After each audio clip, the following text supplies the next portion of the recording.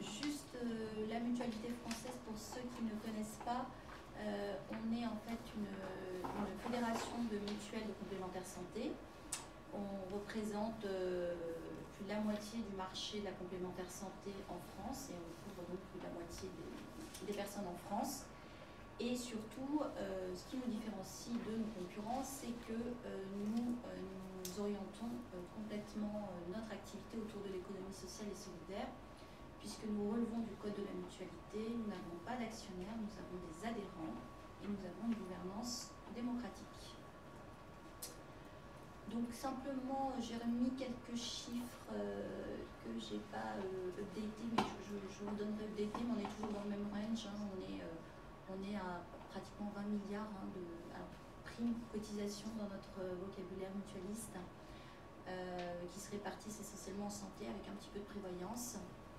Et puis bien sûr une activité donc dédiée à nos mutuelles dites de livre 3, donc nos mutuelles dédiées à l'activité sanitaire, sociale et également une action sociale systématique que la mutualité fournit en France, de 3 milliards et 100 millions d'euros d'action sociale. Voilà. Et puis donc on a alors aujourd'hui on a 450 mutuelles santé, le nombre diminue à chaque fois puisque on est dans un processus de restructuration, de fusion permanent. À la fin de cette année, il y en aura encore 50 de moins mutuelles. Voilà, donc c'est un processus qui est lié essentiellement d'un point de vue pratique aux diverses réglementations qui ont pris le pas ces dernières années. Il y a Solvabilité 2, on va en parler bien sûr, mais il y a aussi des réglementations nationales comme l'ANI, l'accord national interprofessionnel, qui démarre aussi le 1er janvier 2016 et qui va aussi avoir un impact, notamment là vous voyez entre la ventilation entre individuel et collectif, elle va certainement bouger dans les années qui viennent avec une plus forte proportion de collectif dans le futur et une diminution de l'individuel pour nos membres. Voilà, et puis évidemment donc, nous sommes très attachés dans tous nos messages et dans toutes nos actions à offrir au maximum de personnes l'accès aux soins. Ça c'est fondamental pour nous. Et donc dans le cadre de notre activité, une partie de nos excédents sont réinvestis complètement dans nos 2500 services de soins et d'accompagnement mutualiste, donc nos centres dans lesquels on peut être soigné sans dépassement d'honoraires notamment, et dans un cadre qui finalement tient compte de nos valeurs et de l'importance de la maîtrise des dépenses de soins. Pour revenir rapidement sur Solvabilité 2, je pense que Nathalie a très bien explicité le fait qu'on a eu plusieurs exercices de préparation.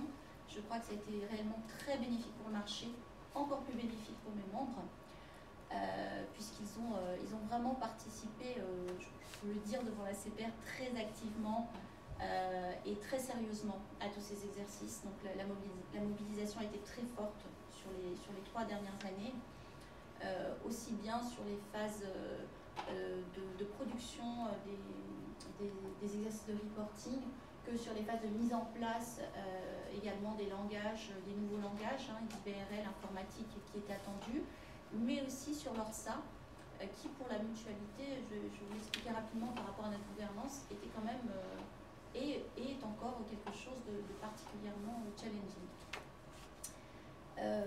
Les enjeux majeurs chez nous, comme je vous le disais, on a une gouvernance démocratique, c'est-à-dire qu'en fait, peut être membre du conseil d'administration n'importe quel adhérent de la mutuelle qui est élu par l'Assemblée générale.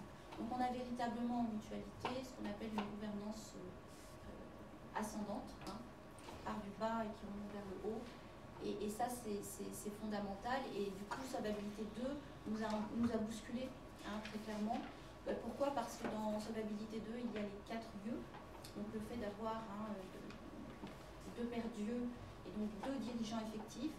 En mutualité, nous n'avions pas forcément mis en place ce type de gouvernance, puisqu'en fait, comme la gouvernance est démocratique, le conseil d'administration plus le président du conseil d'administration et l'AG constituent réellement tout l'organe décisionnaire en mutualité. Donc ça, c'est quelque chose de nouveau. Et donc, il faut aujourd'hui, dans chacun de nos organismes, répartir les responsabilités entre donc deux dirigeants. Donc on en avait déjà un, c'était le président du conseil d'administration, clairement identifié. Puis on en a un deuxième maintenant, un dirigeant opérationnel qui se trouve être salarié. Donc on a dû aussi faire des modifications dans le code de la mutualité pour respecter cette directive. Il y a la notion de groupe. Alors pourquoi on est dans un processus, comme je disais, de restructuration, de fusion, de transformation. Donc aujourd'hui, dans notre fédération, nous avons toujours énormément de petits membres, de taille moyenne et très petite, et puis nous avons aussi de très gros groupements qui grossissent. Donc vous avez par exemple Harmonie MGEN, vous avez EOVI MCD, Apreva qui couvrent une autre partie du territoire. Donc on est véritablement dans quelque chose de nouveau pour la mutualité, et puis le groupe prudentiel constitue quand même quelque chose aussi d'assez difficile à appréhender parce qu'on est dans un autre référentiel que le groupe prudentiel au sens comptable, au sens de l'ANC. Donc même si on a déjà fait des comptes combinés consolidés par le passé, les exigences de solvabilité vont être très différentes parce qu'elles nous poussent vers un autre périmètre, d'une part, et puis également en termes de fonctionnement, là, il y a cette notion de tête de groupe qui coordonne et qui centralise l'information qui est très nouvelle et qui n'était pas existante chez nous. Puisqu'encore une fois, quand on était en gouvernance démocratique, on n'avait pas forcément des têtes de groupe dans nos groupes. Donc là aussi, c'est quelque chose qui se met en place dans chacun de nos groupes, mais qui est très challenging. Les fonctions clés, là aussi, c'est tout nouveau. Alors, ça peut paraître simple, mais ça pose plein de questions, notamment qui sont les fonctions clés, comment elles fonctionnent avec la MSP, avec les organes d'administration, comment on démontre également leur indépendance, et spécialement dans nos toutes petites mutuelles. On a beaucoup de mutuelles où on a en gros 14-15 personnes clés dans la mutuelle. Alors trouver 2 dirigeants effectifs plus 4 responsables de fonctions clés, très sincèrement, voilà, je ne vais pas dire que ça relève de l'impossible, mais ça nécessite une vraie mise en application du principe de proportionnalité auquel nous sommes très attachés, pour lequel nous avons énormément milité. Nous avons obtenu d'ailleurs un certain nombre d'éléments qui nous permettent d'aller de l'avant et de mettre en place solvabilité 2, mais typiquement, les fonctions clés pour nous, dans les exemples que je vous ai cités, on a besoin de pouvoir les cumuler, on a besoin de pouvoir les lier dans certains cas. Et on a besoin en fait d'une certaine souplesse pour pouvoir continuer à exister et à fonctionner. Et puis évidemment nos administrateurs, donc, du fait de leur élection, comme je vous l'ai dit, et puis aussi du fait de notre nombre, on est près de 200, maintenant un petit peu moins, mutuelles soumises à solvabilité 2. Il y a eu un effort très très important de formation de tous nos administrateurs. Donc ce sont des centaines de formations et des milliers de personnes qui ont été formées intensément à l'ORSA. Il y a des formations de plusieurs jours, à l'audit interne, avec notamment des formations diplômantes à la sortie. Et puis on a en permanence chez nous, et puis nos mutuelles s'adressent aussi directement à des cabinets extérieurs, comme le vôtre, Marie-Agnès. Elles ont, je crois, une très très très très forte mobilisation et une très forte sensibilité à la nécessaire formation de ce nouvel environnement qui est quand même un peu loin au départ de notre culture. Et puis le calendrier est très serré. Nathalie en a parlé, mais pareil dans notre secteur où nous ne sommes pas encore soumis aux IFRS, donc nous n'avions pas forcément d'habitude d'arrêté comptable trimestriel et de ce qu'on va appeler processus de phase closing, d'accélération des délais de clôture.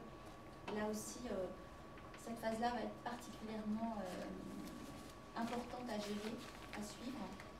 Et par rapport là, pour le coup, à d'autres groupes assurantiels qui ont l'habitude de délivrer dans des délais très courts des données, le pas à franchir pour nous va être encore plus important. D'où il faut encore la nécessaire proportionnalité qu'on appelle de nos souhaits et qu'on rappellera de nos souhaits à nouveau dans le call for evidence dont on a parlé toute la matinée et je pense dont on reparlera encore.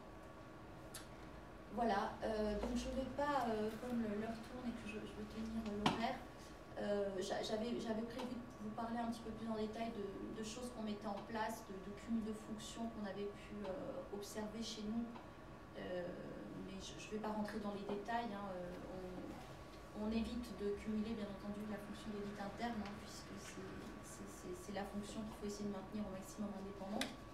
Néanmoins, on a des cas de figure de petites mutuelles qui vont bien entendu justifier auprès de la CPR et démontrer que le cumul est possible. Au niveau du groupe, donc comme je vous le disais, c'est une mise en ordre de marche, hein, qui est très importante pour nous. Et je pense que, alors là je parle de l'environnement mutualiste, mais il y a aussi d'autres secteurs qui sont touchés, les institutions de prévoyance, mais je ne vais pas parler de ce que je ne représente pas, mais là aussi, hein, il y a toute une série de véhicules juridiques qui ont été mis en œuvre dans le cadre de la transposition et avec les superviseurs pour pouvoir mettre en place tous ces groupes. Mais je crois qu'il va y avoir aussi un temps d'observation, comme il y aura un temps d'observation sur les transitoires, qui nous permettra peut-être aussi d'ici 1 an ou 2 de tirer les conclusions et de se dire ce dispositif-là fonctionne, celui-ci est peut-être encore un peu disproportionné ou celui-ci nécessite un renforcement. Je pense que les 2 années à venir vont être très instructives pour tout le monde. Voilà, et puis je ne veux pas vous parler de tout ce qu'on fait en formation, mais voilà, il y a vraiment eu au niveau de la mutualité, par rapport à la conduite du changement, une très forte mobilisation, et elle va se poursuivre. Tous nos membres ont des plans de formation pour 2016 et 2017 qui sont très conséquents. Voilà. Voilà. Ah oui, et puis un mot sur notre association européenne de représentation des mutuelles qui s'appelle la MICHE et à laquelle nous contribuons et qui véritablement se mobilise, hein, sur tous les sujets, toutes les consultations. Nous y répondons à travers notre association. Et nous nous préparons, bien entendu, nous aussi, aux clauses de revoyure. Alors je ne sais pas si vous avez revue, revoyure, le mot, je ne sais pas exactement bien en français. Mais évidemment, nous nous préparons aux clauses de revoyure et il y a évidemment des sujets sur lesquels, sur les branches long terme, hein, sur toute la partie retraite supplémentaire, sur lesquels nous persistons à dire que le modèle solvabilité 2 n'est pas adéquat. Donc voilà, nous allons voir comment dans les mois qui viennent, ces éléments-là pourront être discutés, observés, revus, et idem pour les transitoires. Et aussi, nous sommes attachés à nous demander comment les superviseurs d'un pays à l'autre, parce que nous, on l'observe beaucoup en mutualité, quelle va être finalement la juste mesure. On voit qu'il y a des niveaux d'application et d'interprétation qui sont très différents. On sera aussi très curieux de voir comment dans 2 ans, on aura ou pas un réalignement et un réajustement, puisqu'il y aura finalement quand même des conséquences aussi au niveau des marchés nationaux, dès lors qu'un superviseur applique plus ou moins fortement un certain nombre de directives et dans un certain sens. Voilà.